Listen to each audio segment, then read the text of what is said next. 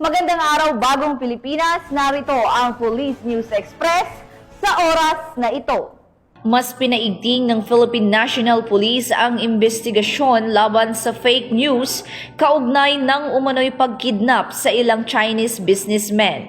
Pinamunuan ni Police Lieutenant General Robert Rodriguez, katuwang ang PNP Anti-Cybercrime Group. Aktibo na ang Joint Anti-Fake News Action Committee o JAFNAC para tukuyin ang nasa likod ng malisyosong impormasyon.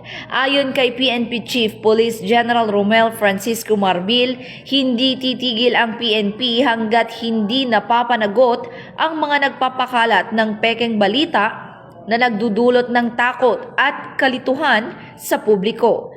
Pinaalalahanan din ang publiko, lalo na ang mga social media influencers at content creators, na maging responsable sa pagpo-post online. Sa bagong Pilipinas, ang tiwala ng taong bayan ay nakabase sa katotohanan.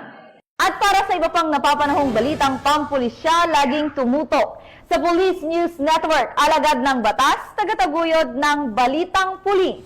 Ako po si Patrolwoman Femero Octaviano, nagbabalita para sa Police News Express.